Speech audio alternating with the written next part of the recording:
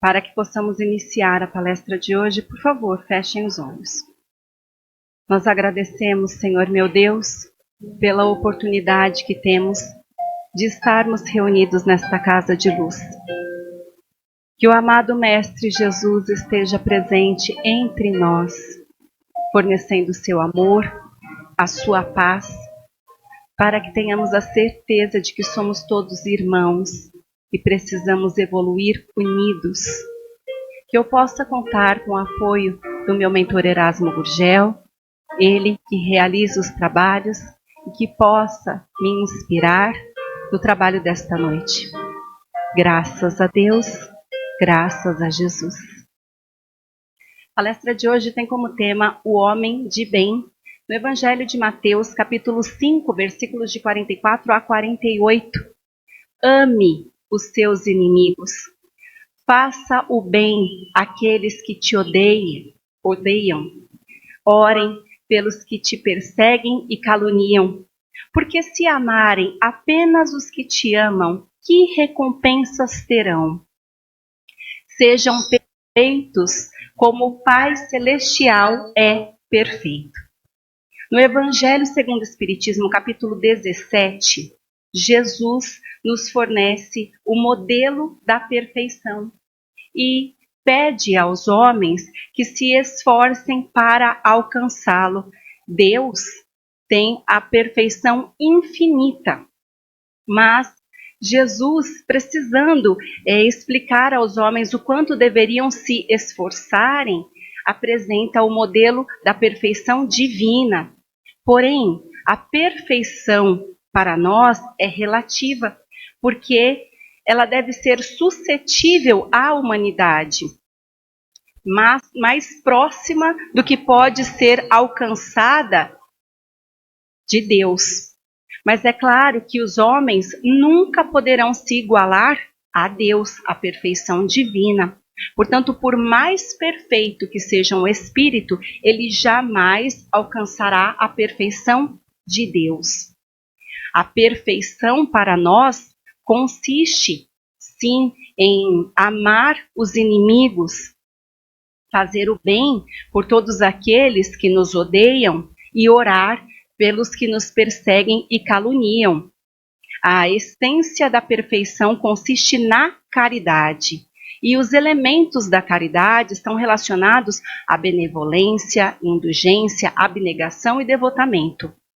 O amor ao próximo, que se estende até o amor aos inimigos, consegue então nos fornecer esta superioridade moral. Portanto, a perfeição estará relacionada, o grau de perfeição estará relacionado à extensão deste amor.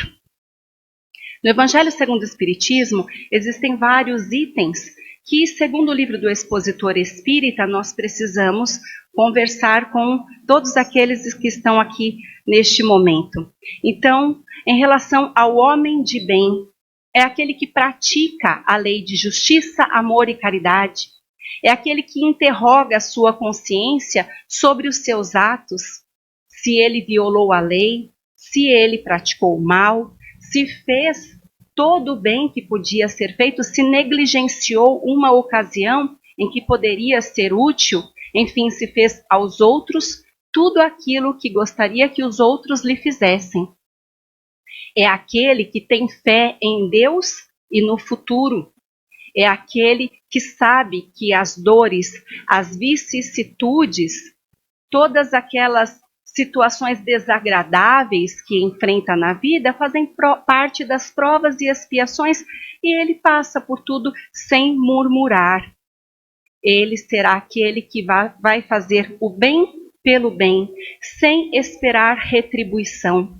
Ele vai encontrar satisfação nos benefícios que ele distribui.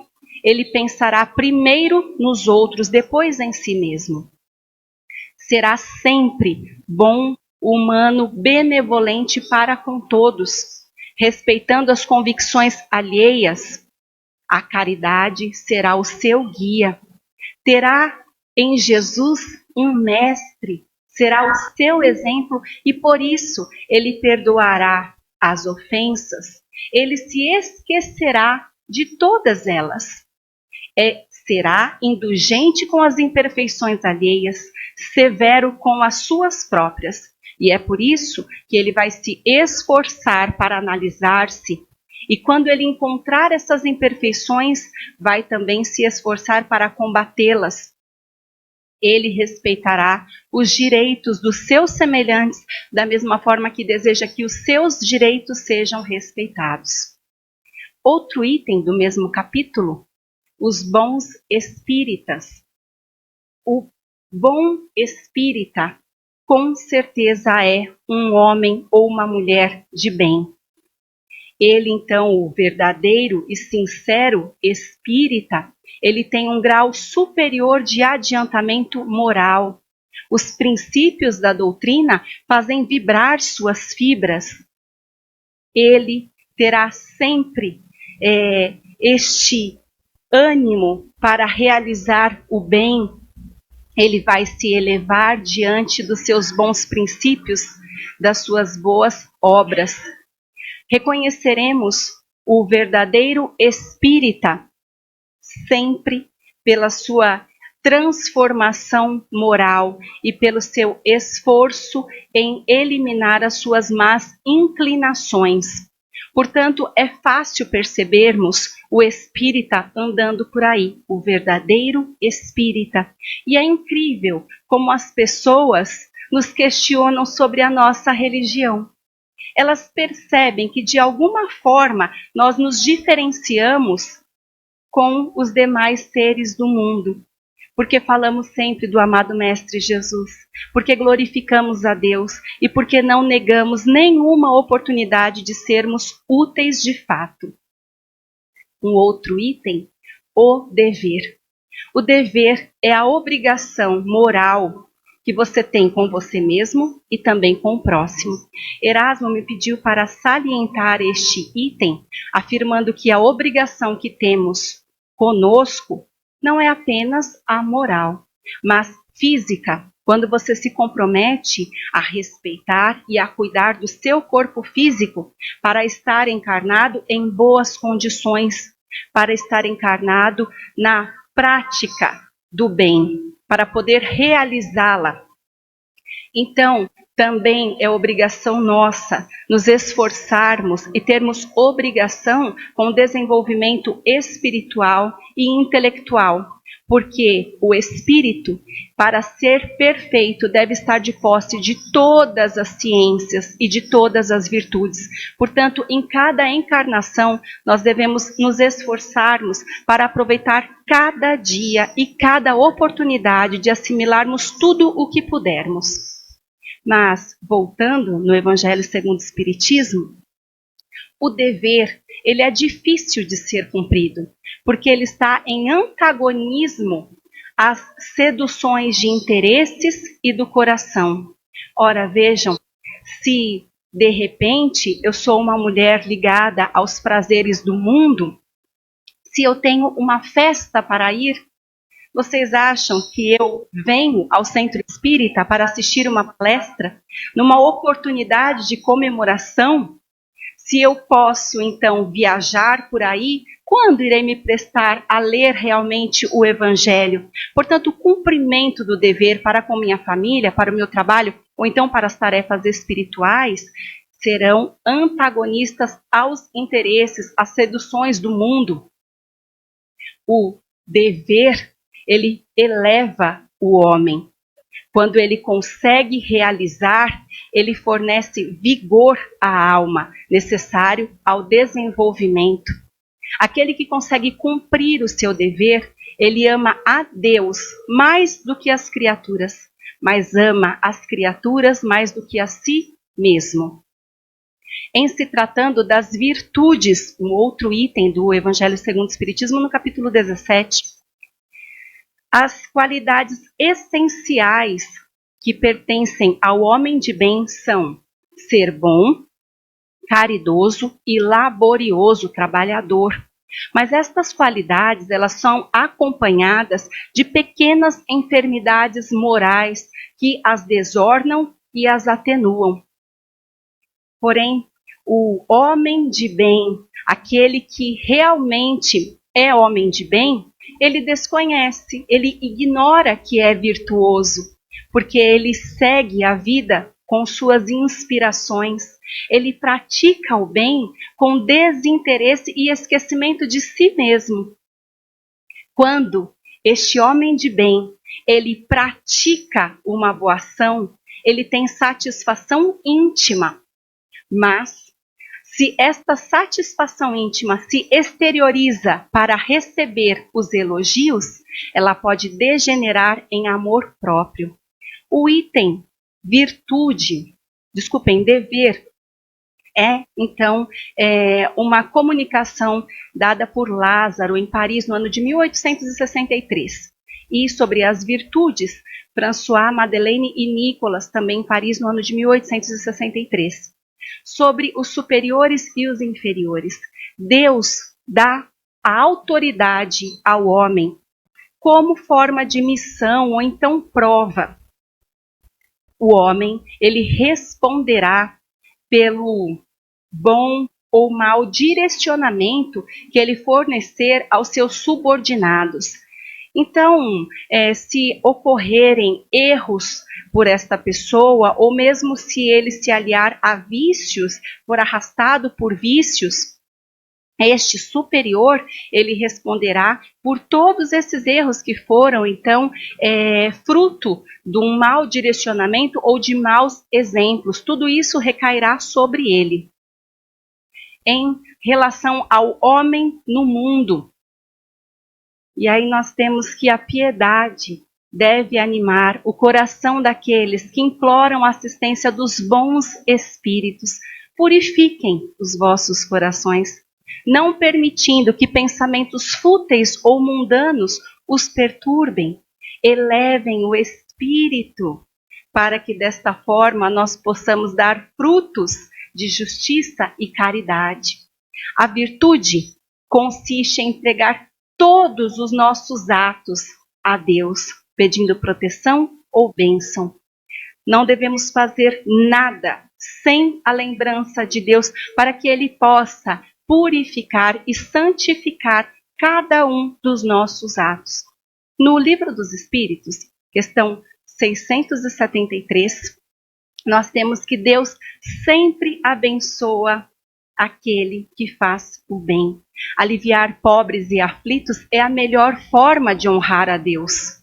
Já na questão 919, nós vemos que a melhor maneira, a forma mais prática e eficaz de se melhorar nesta vida e resistir ao arrastamento do mal é o conhece-te a ti mesmo.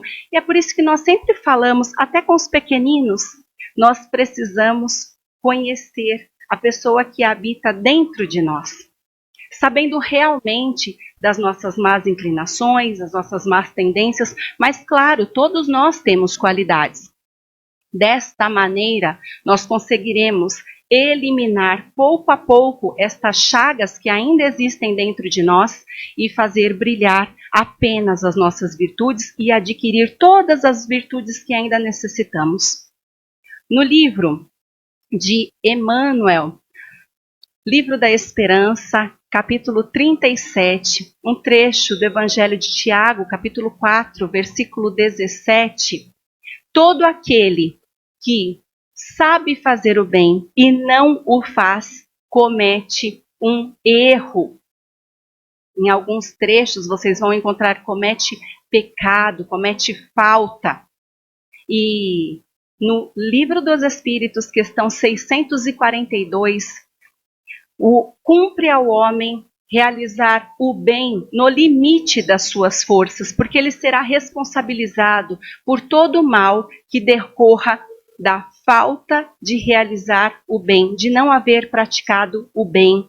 Nós seremos responsáveis por todo mal que acontecer, fruto do nosso comodismo em praticar o bem.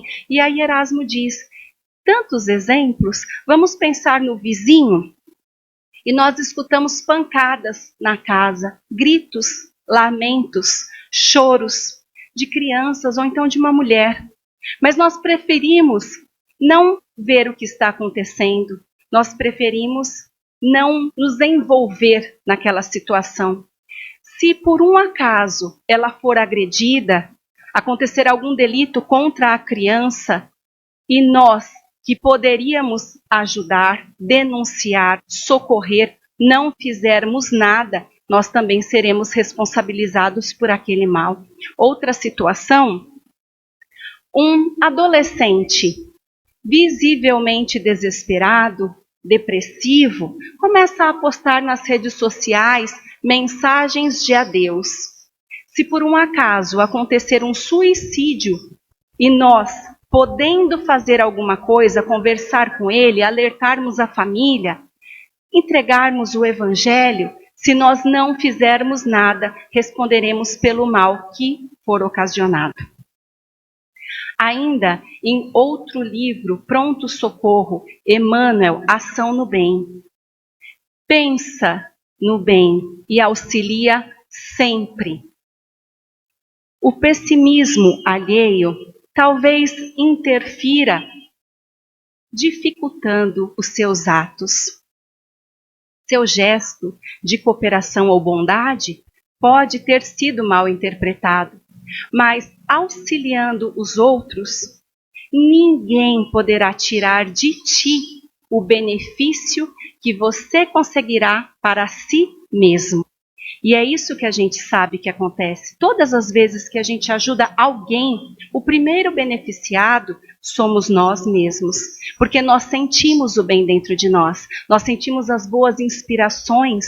Nós conseguimos nos elevar, adquirimos novas virtudes. Portanto, o primeiro beneficiado somos nós. O último livro, André Luiz, e eu esqueci o nome do livro, mas que seja assim.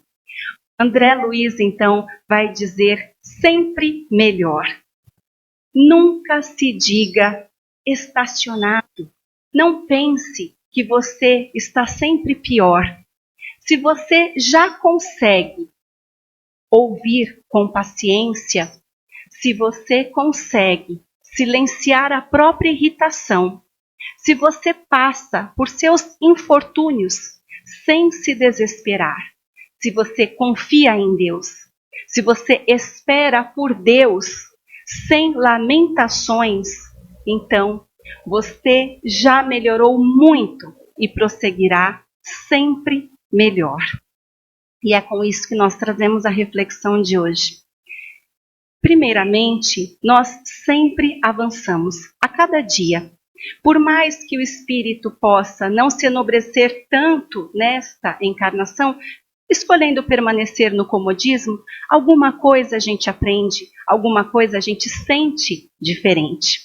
Mas o questionamento de hoje é: pensem, meus irmãos, como vocês estavam a semana passada?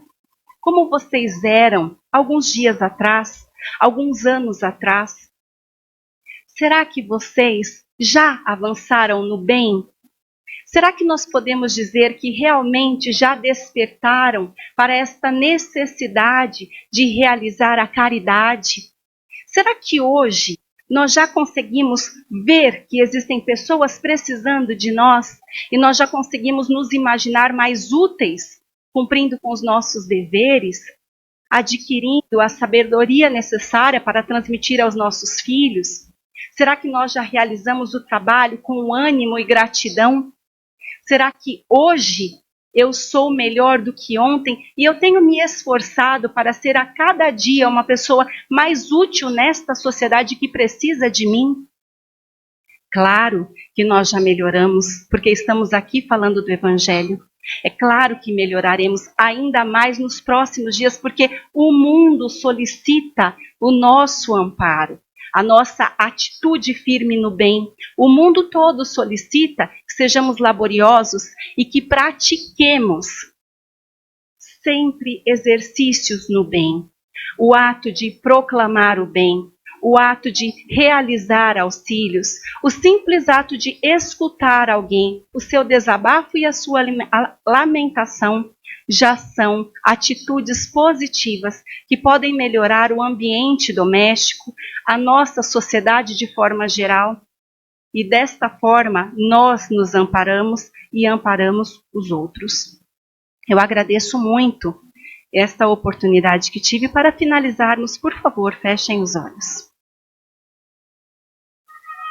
Nós agradecemos, Pai, por tudo isso que temos recebido de Ti, por todas as lutas enobrecedoras, os percalços no caminho, por todas as dificuldades que nos fazem ajoelhar para Ti, por todas as vezes que nós compreendemos como é grandioso o Seu amor, quando abrimos o Evangelho e fomos inspirados diretamente por Jesus. Nós agradecemos pelos bons espíritos que estão sempre aqui nos inspirando, doando seus bons fluidos, nos encaminhando no bem. E eu agradeço ao mentor Erasmo por tudo de bom que tenho recebido. Que possamos ter uma semana de paz, luz, muita saúde e que tenhamos a consciência do quanto somos importantes, exatamente nos locais em que estamos. Que sejamos bons filhos do Senhor, verdadeiros homens e mulheres de bem. Graças a Deus, graças a Jesus.